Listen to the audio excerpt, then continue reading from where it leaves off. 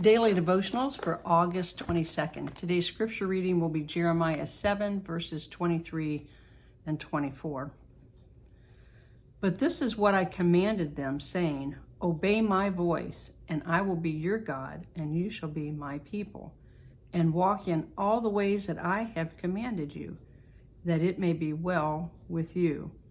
Yet they did not obey or incline their ear, but followed the counsels and dictates of their evil hearts and went backward and not forward.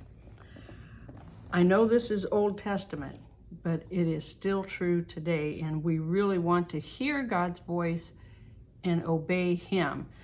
Years ago, Bob and I were traveling, I think it was perhaps in Connecticut, somewhere around there, and we saw a big billboard sign, and it said, "First you hear, then you listen." Now, it was for an advertisement for hearing aids, but that just stood out to me so strongly because we first hear. You know, if you hear a sound, and let's think like an alarm clock, you hear the sound, but then to listen is to perceive and take action. It requires an action. So, you know, if you hear an alarm clock, okay, you hear it, and then when you listen to it, you're actually doing something, taking that action, shutting it off or setting it to reset. Think of a train. You hear the sound of the train, you know, blowing the whistle, whatever, you hear the train, and then what is the action you need to take, you know, and that is, you know, stopping, watching for the arms to come down, the railroad crossing arms, you know, and you stop, you wait, you wouldn't proceed. So, you know, it requires for a Christian that, in fact, there's a train coming by right now as I'm recording this, but for a Christian, that it means that we walk in obedience. We hear the voice of the Lord and we obey. Think of Abraham. He was called by God to leave his family and to go. Where was he going? Well, you know, he wasn't real sure, but he obeyed and he went.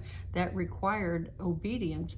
Same thing with Moses. He was called by God to go back to Egypt to deliver his people. So he had to first hear, and then his obedience in listening to the voice of God was to obey him, to go, you know, speak to Pharaoh, let my people go. Think of Gideon.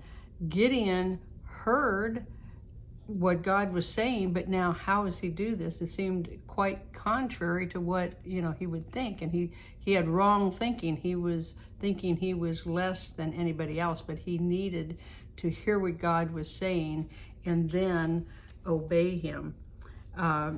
Now, the last thing here, they didn't obey God. They walked according to the counsels and the dictates of their own evil hearts.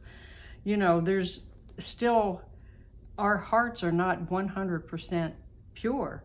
So if we aren't listening to God, we will fall into the trap of our own thinking, which may not be 100% good. And then it said they went backward and not forward. And, you know, because of their arrogance and their complaining, their disobedience, that generation never entered. This is talking about Moses' generation. They never entered the promised land. So we want to hear what God is saying and listen, and how we listen is by our obedience. I know many times the Lord would basically tell me, just get in your car and start driving. I'll tell you where to go. Well, I had no clue, but it was always a mission that He had set ahead of me that I would accomplish what He was sending me for. So we hear, and then we listen, and our listening is obeying. Okay, children, till next time, be blessed.